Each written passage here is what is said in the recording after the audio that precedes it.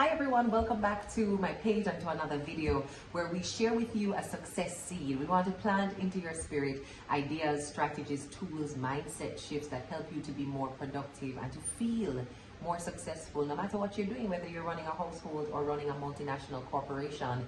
If you're thinking the right things and doing the right things and practicing the right set of habits for the right reasons, based in the right principles, you can feel successful. And so these success seeds are meant to help you do the things that will support a feeling of success, accomplishment, and purposeful living. And in this video, we are exploring a topic that is always fresh and ripe for discussion.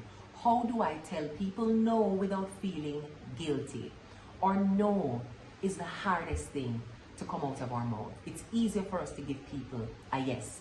And I'll do a separate video around my yes test, like the standard something has to rise to for it to get a yes from me, especially now that I am parenting a toddler. That is really a brand new experience around time management and setting boundaries. And so a yes test is something that I developed. 5 questions that I ask myself before I say yes to anything at all, because my time is so protected and precious these days. And I hope to keep that, even after my daughter leaves home and I don't have the parental obligations with the rhythm and routine I have now, that I will still honor that yes test because it has saved me a lot of time. But I'll do that in a follow-up video. In this video though, I'm looking at how you can say no without feeling guilty. So why is it that we find it so difficult to say no?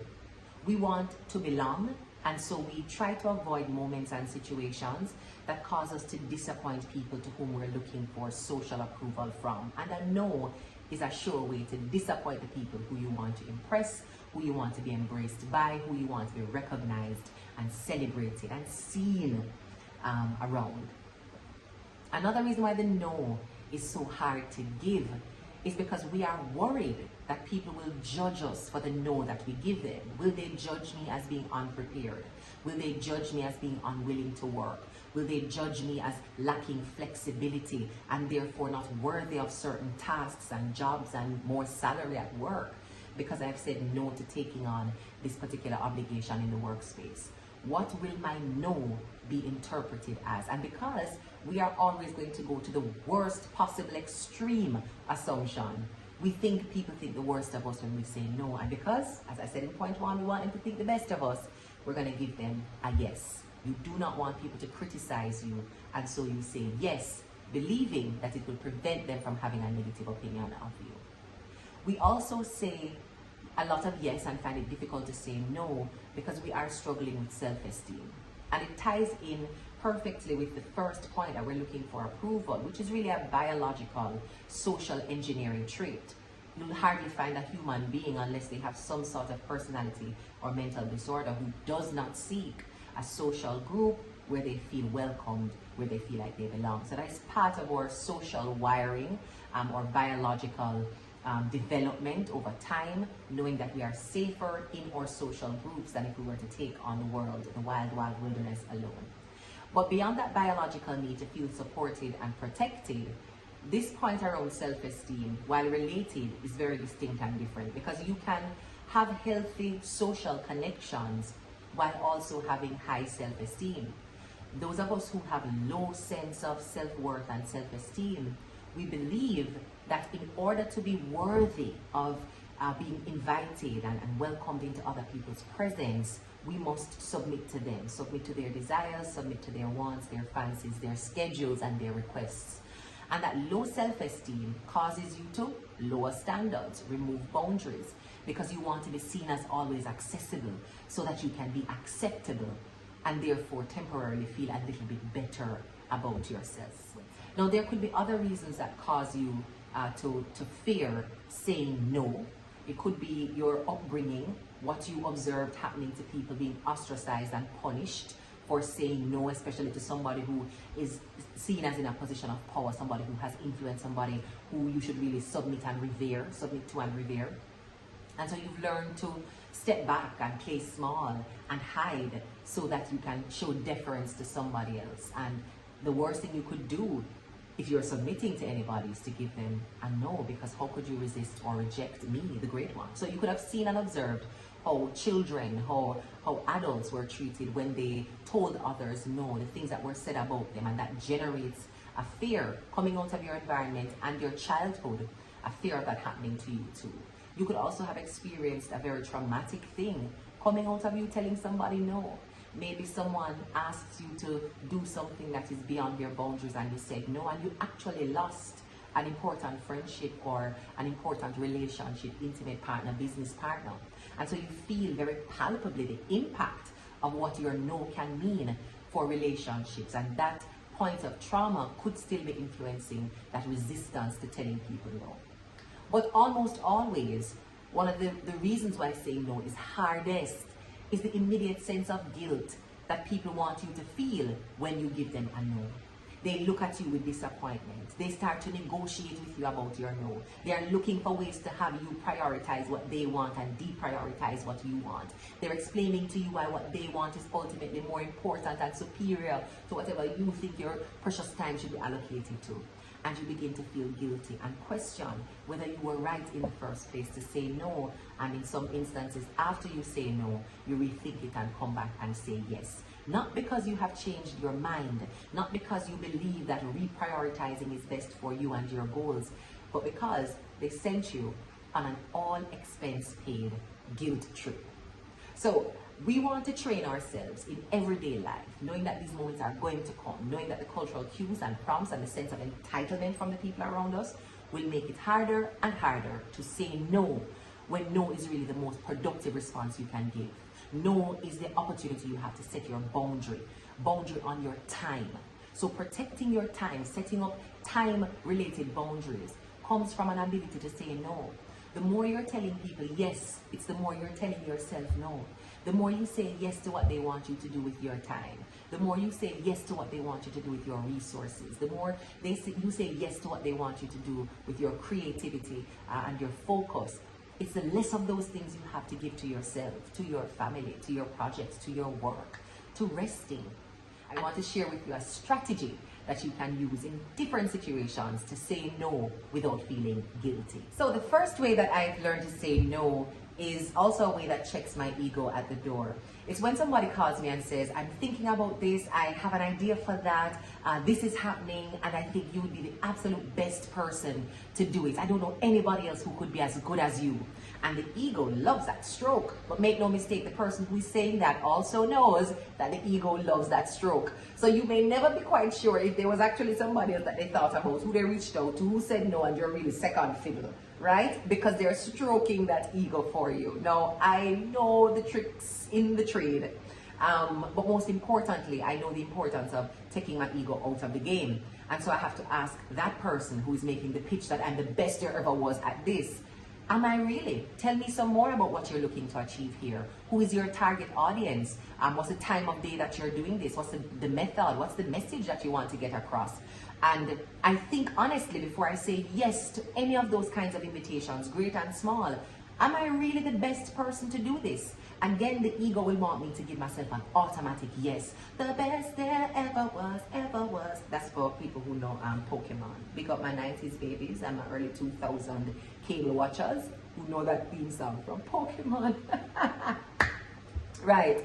So your ego wants you to think that you are, like Ash Ketchum, the best there ever was. Or you want to be the best there ever was. And so when people say something to hint at that, you bite readily. So it's almost like sprinkling a little sugar to catch the ant, right? They give you something sweet so you can bite. Now, when I determine that, in fact, I'm not the best person to do it, I don't feel bad. In fact, I feel very good, very excited, because it is most often the case that I'm able to recommend somebody else who can absolutely do a better job than me, because of their experience, because of their passion, because of the expertise that they have developed working in that particular space, because of the special project I know they're working on, some great advocacy initiative that they have just launched that could be served well in this space, and who I think could serve your audience much better than I could. And so I say, no, but I know someone who can. But a good substitute is what you recommend. Don't give them somebody who's going to be a disappointment. Whoever you recommend should do just as good as, if not better than you, so that they look at you as a resource in the future even. Opportunities aren't running out. I don't operate from a space of scarcity but of abundance. So if I say no to something, but I open up the space for someone else to take advantage of that opportunity, I believe that by doing something like that from a place of goodness, from a place of love, still wanting to support what you're doing and giving you the best possible resource to do it, in my absence, in doing it that way, I open the door and create space for even more abundance for myself. So I don't feel no way, and my ego get a big check when I have to say, no, actually I'm not the best person. I know someone who is much better at this than me, or could do a better job than I could at this one. And I make that recommendation. And saying no, of course, protects my time to do what I have already prioritized. And sometimes the priority there is rest, time with my daughter, it doesn't matter. But if I have allocated time and I want to keep protecting it, my no is my sharpest sword. And the first way I say no is not me, but I could recommend somebody else. The second way that I say no is not now. So people come to you with urgent requests. Things have to be done ASAP. It is urgent, gotta do it now, now, now, now, now, now, now, now, now. Can you drop what you're doing and help me on this thing now? Sometimes you'll give them a yes when you've put things into context and you realize that, boy, this is important to do and I could deprioritize what I'm working on now without sacrificing and sabotaging the outcome that I'm pursuing. And I just give them the support that they need here. You must use your discernment and your sense of self-awareness and relational awareness to see if saying yes is actually a good decision, but do not allow guilt to be the driver in that process of assessment. Think about whether or not you can afford to stop. Think about whether or not you're the best person to help them do it. And if you realize that you are the best person to help, but you're not able to help them in this moment without sabotaging yourself, say not now. I know you would want me to help you with this right this minute or today or tomorrow, but I do have some things working on that I have prioritized and commitments I've made, and I stick to my word. I'm going to deliver these things on time, but I am next available to support this in the shortest possible time. I can work with you 2 days from now. I can work with you on it a week from now. Could you give me a month to clear my plate so I can give you my full focus and my best effort? Say no from a place of principle. When you say from a place of principle, guilt finds difficulty getting into the room, sitting in the car with you and making you feel uncomfortable. So what's my principle here? I finish what I start. I deliver work on time. I follow through on my commitments. And so if I were to say yes to you now, I would have to break and breach one of those principles, which I'm not prepared to do. So I'm going to finish up what I've done here, and within X time, I can help you with that. Let me know if that works for you. And if not, I could always recommend somebody else who can. And if I can't recommend anybody else, then my no, for no's sake, will just have to do. The third way that I've learned to say no is let me check my calendar. And that's a delay tactic. Sometimes in the moment, I'm eager to say yes, but I'm uncertain if I'm about to double book a particular slot or day in my calendar. And my eagerness to say yes and to support will find me doing something that is inefficient and unproductive. And then eventually, after checking the calendar, I'll have to come back and say no to somebody anyways. To avoid having to make that mistake and then having to make the correction and then to disappoint somebody whose hopes I had allowed to go sky high, I pause. I never make it a habit. Once I've gotten a phone call request or even an email, or I see somebody in person that I haven't seen for a long time, I resist the urge, and sometimes that urge comes from a place of love and excitement, but I have to resist that urge to give them an immediate yes and delay it so I can actually review what do I actually have lined up for this period. Am I able to, in a sensible way, take this on? Does this ask me to compromise something else? Let me pause and check. I have a calendar app on my phone for a reason. That's where my appointments sit. And sometimes some appointments are only inside my planner, and I have to pause to check my phone, whether it's a phone calendar, or I could say check the calendar I have on my desk, or check the calendar that's in my planner. So give me 24 hours to reply to you. So delay the yes. By delaying the yes, you ensure that your yes is solid and you don't have to take it back. And it also pulls you out of a very intense situation where the emotions are telling you that yes, yes, yes, yes, yes is the answer to give. And so you haven't paused to figure out if yes is the answer you want, Or if you're saying it out of some misguided sense of obligation and seeking to impress people in the crowd who heard when this question was asked of you, and so you don't want to look shaky, so you're going to say the yes. Delay it. Don't allow the moment and the emotions that are present in that moment to lock you into something that if you thought about it for 2 more hours, slept on it for 1 night, you'd have clarity enough to know that it really should be given a no. So delay the no. Let me check my calendar. Give me 2 hours, I will call you back. Give me 15 minutes, I'm wrapping something up. I'm going to check and then respond to you. Delay your no. The other way that I've learned to give a no is to turn the tables on the person making the request. Sometimes people have not paused long enough to figure out that they could actually solve the problem they're asking you to help them with. And so I have to be a person that provides support. Right now I'm meant to be a resource for you to tap into your personal power and help you to develop a skill. And so you're asking me to complete this task for you, but maybe I can show you how to do it so you can do it yourself. You're asking me to get up from where I am and move my car and drive you from point A to point B. That wasn't in my plan today. I have to sit down for 45 minutes or 4 hours to get this done. So here's the key to the car, because you have a license and my vehicle is insured to cover you, and I trust you to be able to drive responsibly. Go do it yourself. DIY it, my friend. I love you enough to ensure that you go and do this yourself. So think about the people who, again, out of habit, routine, it's the way it's always been, and so they automatically think that you are the person that must do this thing for them, the thing that they could very well do for themselves. And tell them, DIY, my friend. I say this from a position of love, but I believe you can do it yourself. Here are the resources. Here's the training. Here's a book I read. Here's a YouTube video. Here's a TED Talk. You can do it yourself. So that DIY no puts them in a position of power to solve their problems, shows them too, and reminds them of the power they have, but the trust you have in them to figure it out. But again, and most importantly, protects your time and focus to work on what you need to work on. And the final way that I be giving out them no's is just as a sentence on its own. No. Not every no deserves an explanation. Again, I want you to use your discernment and assess whether or not the circumstance, the situation, the relationship is deserving of and requires, in the best interest of that relationship, an explanation.